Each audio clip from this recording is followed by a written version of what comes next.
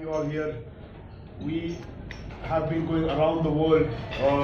Last year, 2018, was an interesting year for us. We are the first mixed martial art promotion or mixed martial art event or a mixed martial art brand that has actually gone to 12 different countries in 1 year and holding 12 events in 12 different countries actually. We're the only MMA promotion that has gone to the continent of Africa. For the first time, African mixed martial art community has received a global mixed martial art platform. The only continent we are yet to go is Australia, which will be a continent we go in 2019. And Brave Combat Federation is going to be the only MMA promotion that has gone to all different continents. Why is that so special? Because for the business interest, or for the media interest, or for the mixed martial interest, or for the sports interest, one thing we know is that sports is way more than just an event. It is much more than just media. It is bilateral relationship between countries. It is bringing community together. It is opportunity for the country to represent where they come from. Today, just to give you a short example, we are here in Philippines, and we keep saying this as Brave Combat Federation President. The vision of His Highness Sheikh Khalid bin Hamad Al Khalifa. His Highness Sheikh Khalid bin Hamad Al Khalifa is the son of the King of Bahrain. He is the founder of Brave Combat Federation, and his vision was very simple. It was not how much net worth is the value of my company in the end of the year. It is not how much revenue I make per year. It is simply about how can we change the sport of mixed martial art. Mixed martial art is the fastest growing sport in the world today. It is the biggest exposure platform of media in sports industry. It is the largest turnover in business-wise in sports industry, from 1.2 million to 4.2 billion in sales in 15 years time. So this industry has great benefits, great potential, and a beautiful 25 years it has had, but it's still a young sport. What we want to do is how can we make this beautiful sport that is the only sport that has more globalization opportunity than football or soccer, how will you call it? How do we refine this and make sure that all of us have the opportunity to become superstars? Why not we have a mixed martial art superstar from Philippines, from Middle East, from Europe, from India, from Pakistan, from Africa? Why not? Why do we have to be English-speaking sport? Why can't we have a superstar who doesn't know how to speak English, but only is judged by his talent? Why not?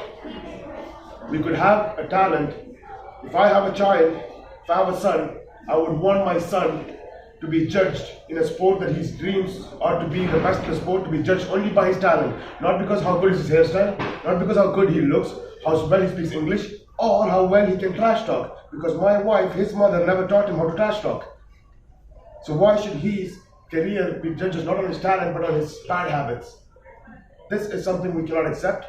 This is a sport that has the opportunity to globalize, and we want to make sure that Brave Combat Federation, founded by His Highness's vision, was simply to make a platform that everybody can climb on and become superstars based on their talent.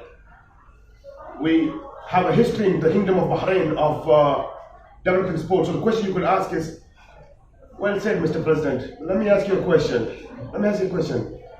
Maybe you speak really well, but what makes us confident to follow you and believe in what you say and say this is going to be not another Lady Gaga concert and go away and never come back? Why not, you know? I mean, Lady Gaga concert is good. I'm a fan of Lady Gaga. No disrespect. But what I'm trying to say is that why do we have to believe in the vision?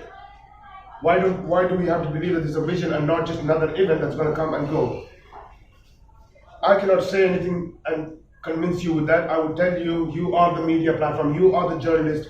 You have internet and Google and Wikipedia to Google the history of sports and the Kingdom of Bahrain. Kingdom of Bahrain not only was the first GCC country to find oil, we are also the first GCC country to bring in F1, Formula 1 into the Gulf. We are the first GCC country that bought in Challenge, which is a triathlon rival property to Ironman, if you have heard of Ironman. Yeah. Challenge's net worth increased threefolds in a short period of time that Ironman said, you know what, I want to come in too. And Ironman came on board, and the biggest property of Ironman, Triple Crown, is the IP owned by Bahrain. The first Tour de France cycling team from the Kingdom of, from the whole of Gulf was Bahrain Merida, which is again from the Kingdom of Bahrain. But what about mixed martial art? What did you do for mixed martial art? I mean, great with other sport and all that stuff because those are mainstream sports. What did you do with mixed martial art? We didn't look at Brave as a property or financials. What we did was, let's go support the grassroots development. Let's support the future of mixed martial art. So who do we support? The International Mixed Martial Art Federation today, which is the grassroots development program for the amateur mixed martial art athletes around the world. We took the world championships from UFC and Vegas's Fight Week to Brave International Combat Week from 2017 onwards. And 31 countries in UFC Fight Week was 31 countries attending the World Championship under IMAF. Once we took it in 2017, we hit skyrocket of 51 countries. I could be slightly wrong, it could be 50, 49 or 51, but we broke the record of countries. 2018, we re-hosted the event and we broke our previous record.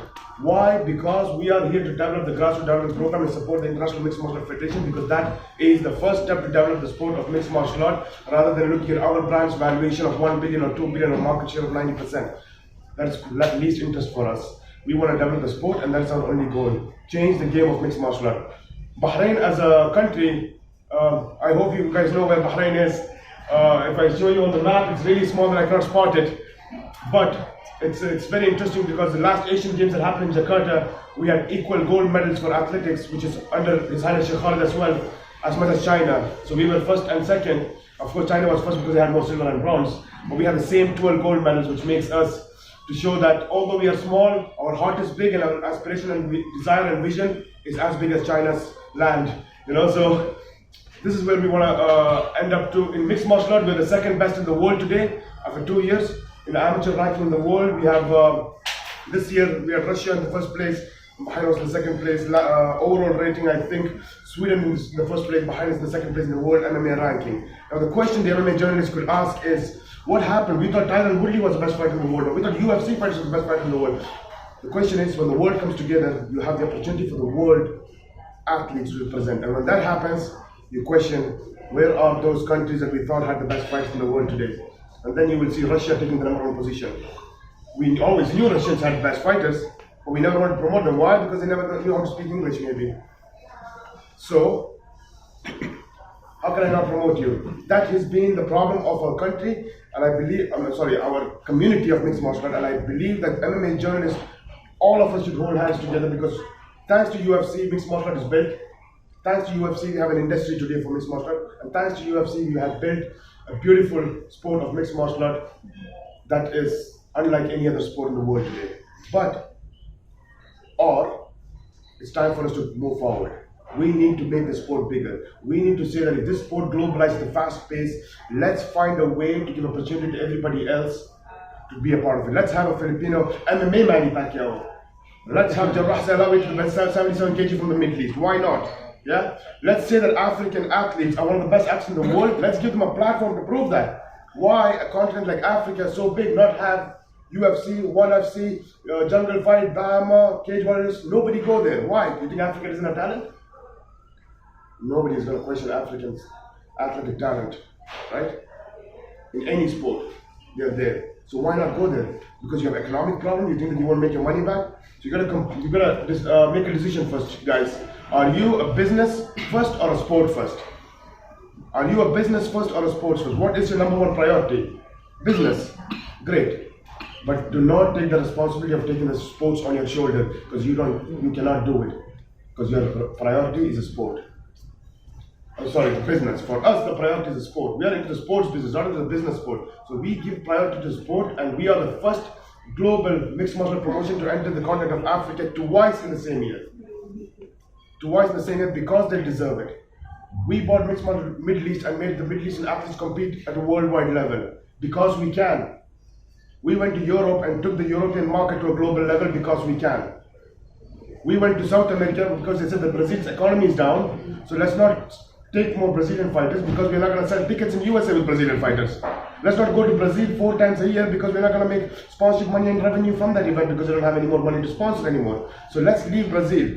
You leave Brazil, where the biggest MMA legends are born. You leave Brazil, where arguably MMA was created from, and you say you carry the sport on your shoulder. Let's do one thing. Let's go to Brazil. Why? We're not going to make money, because we can, because they deserve it, because we just bring Brazilian athletes because they have been doing this more than any other country we could imagine. So they deserve it. Let's bring Russian athletes, regardless of anybody in Brave Combat Federation. Russians don't speak English. I don't care because they don't have to speak English. They have to punch and kick and wrestle and submit people. That's what I want them to do. Not speak English. I don't care. And today, I have never seen a Philippines MMA champion. I've never seen a Philippines MMA champion that has got endorsement from the son of the king, from the royal family, from politicians and government, from the biggest athletes around the world and gyms and coaches around the world. I've never seen an MMA champion get an endorsement like that, like Stefan Lohman today is getting. I've seen one, and the last time we've seen an MMA champion get that kind of endorsement internationally is a super talented fighter whose name was Manny Pacquiao. We are seeing that again happen with Stefan Lohman. It's repeating one more time. But let the Philippines community know it, and you can let them know it. That this is a fighter who didn't fight the Philippines. He's going to come back to his home for the first time. He was a fighter who went abroad and fought. Not get exposure fighting in the Southeast Asian region and get a social media exposure around the world and say everybody in the world knows you. Nobody in the world knows you, my friend. The real talent, the real champions will be created when he fights abroad, when he fights under the big lights, when he fights under the pressure of the world watching him, and that world is not your home country. That is when you become a champion. But we don't have a platform for Southeast Asia for athletes for that. Philippines champions don't have the platform for that. Stefan Lohman went and fought in the Kingdom of Bahrain at the largest event, with the largest star power at that event, from politicians to government, royal family to celebrities, all under one roof. And Stefan Lohman went there, and the only thing in his mind was to be the champion. He was a champion, he defended his title in Bahrain, and then he flew to Ireland. He flew to Ireland after he was a champion to defend his title against SBG Gym, Conor McGregor's teammate, France Malambo, his boxing training partner when Conor was fighting Floyd Mayweather. And I took him as a challenge to compete with him in his home country while his friend Conor McGregor was watching, and the whole Irish crowd was around the cage cheering for his challenger. We're talking about Stefan Lohman, who's a champion, who's a world champion of Brave, fighting against his challenger in his challenger's home country, while the home country is supporting the challenger. He doesn't deserve it. He deserves to be treated like a champion, but he took the challenge. He went to Ireland, fought France Malambo from SBG Gym, while he had Conor McGregor and his entourage supporting, going against Stefan Lohman. What happened? As Stefan Lohman always does, wins the fight. Wins the fight, destroys France Malambo for the second time, and becomes champion. The only one who was supporting Stefan Lohman at that point was his mother outside the cage, clapping for him, still in her eyes looking confident.